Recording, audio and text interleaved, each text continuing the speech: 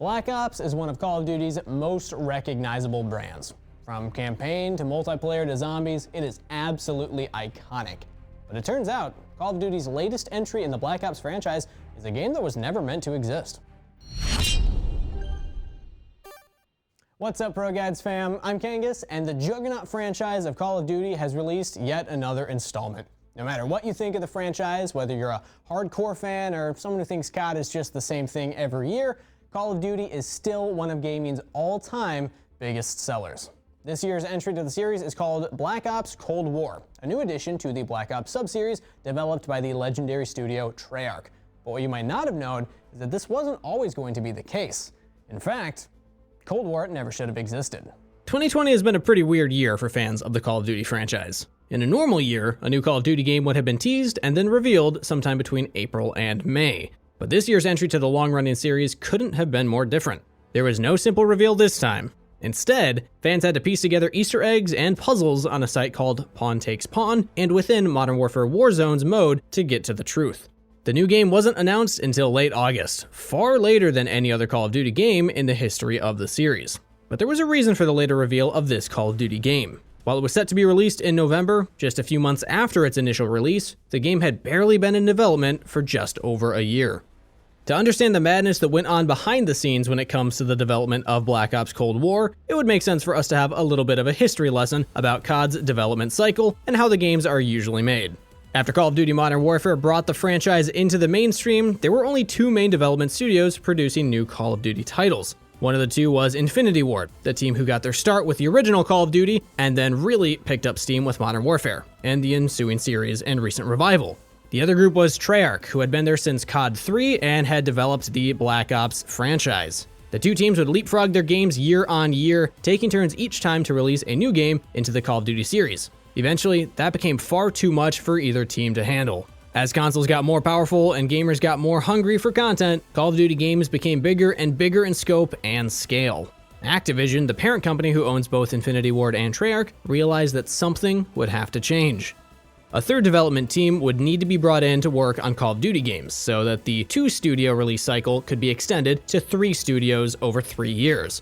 That team ended up being Sledgehammer Games. This new team was no stranger to Call of Duty.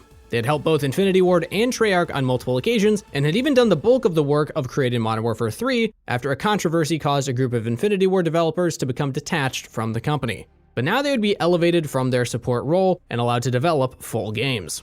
The move to a 3-year release cycle changed a lot of things for Call of Duty. Games were allowed to be more expansive than ever, and the developers behind them were allowed to be even more ambitious than ever. But things didn't go quite the way that Activision might have been hoping for. Sledgehammer brought with them not just a new development cycle, but a whole new concept for Call of Duty games.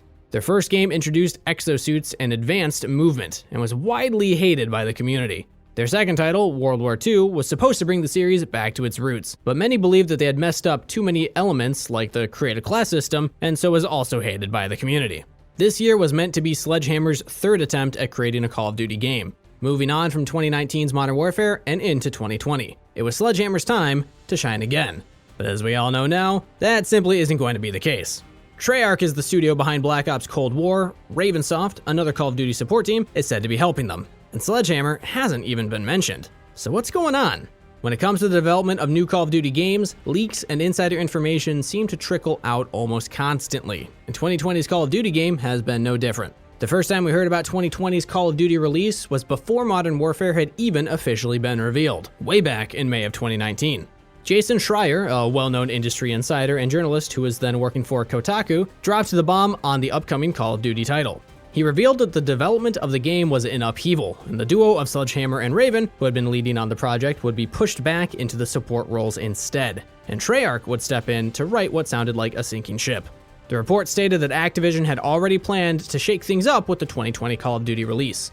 Instead of Sledgehammer tackling the game alone, they would be paired up with Raven, both teams joining up together so that Sledgehammer wouldn't be left floundering after the co-founders of the company, Michael Condrey and Glenn Schofield, had left the studio. Schreier went on to reveal that Treyarch would be taking full creative leadership of the project. Sledgehammer and Raven's fledgling Call of Duty project was already going to be set in the Cold War, and was said to also likely include elements of the Vietnam War. But what was the reason behind the supposed breakdown of the game's development? Both Raven and Sledgehammer were seasoned veterans of game development, and massive titles both inside and outside of Call of Duty under their belts.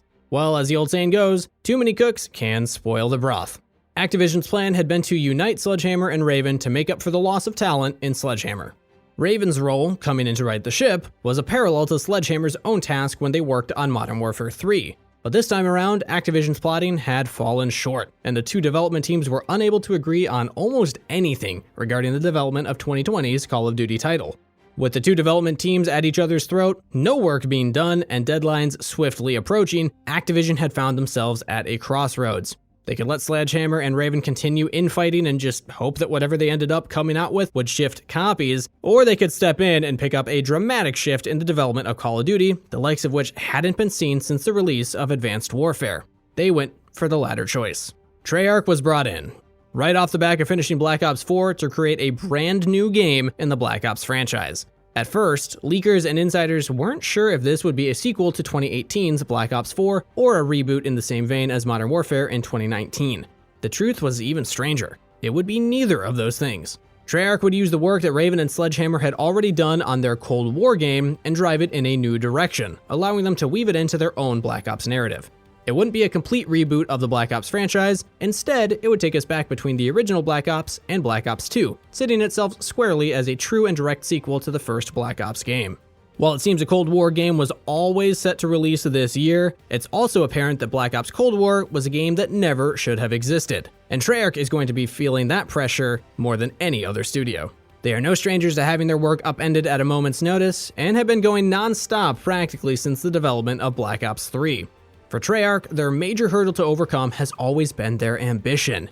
Through the development of Black Ops 3, Treyarch had been working on an open world campaign that was eventually scrapped halfway through development for a traditional linear campaign. It led to months upon months of crunch time, where practically the whole game had to be reworked from the ground up. Then, Black Ops 4. Near the beginning of 2018, a group of Treyarch's developers were huddled into a conference room for some incredibly bad news. They had been working on an innovative new campaign that would be centered around a new 2 versus 2 multiplayer mechanic. It had been canceled. Activision wanted a Battle Royale multiplayer component added to the game instead. It was developed in only 9 months. Treyarch would have expected to have some breathing room after the release of Black Ops 4, some time to get back onto their feet after the breakdown of the campaigns of both of their previous 2 games. But unfortunately, that break wasn't on the cards. They'd be working on Black Ops Cold War instead.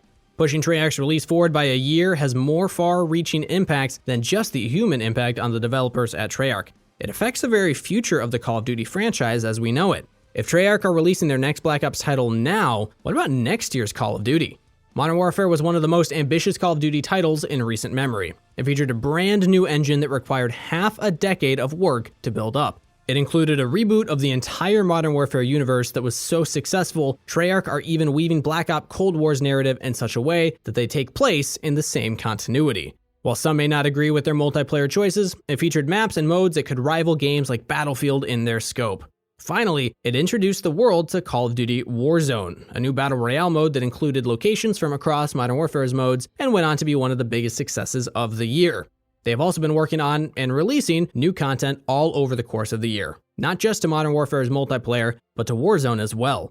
With all that in mind, could they really develop a brand new Call of Duty title of similar scope in just 1 year's time?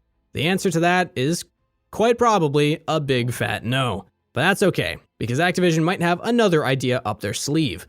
While the leaks from Jason Schreier's report have been verified by the release of Black Ops Cold War this year, meaning Sledgehammer had been working on the game as well as Raven, the studio was not mentioned at all during the reveal of the game. Probably because they're supposedly developing a free-to-play Call of Duty for next year. Black Ops Cold War is the next Call of Duty game built by Treyarch and Raven on the bones of a game that had originally been developed by Raven and Sledgehammer. It was a game that was never meant to have existed and has gone through development hell. Only time will tell if it ends up standing as one of the greats. How do you think the game is going since release? Let us know your thoughts down below. And hey, if you enjoyed this video, why not subscribe and hit that bell so you can watch all of our awesome ProGuides videos in the future. Until then, I'm Kangas, and I'll see you in the next one.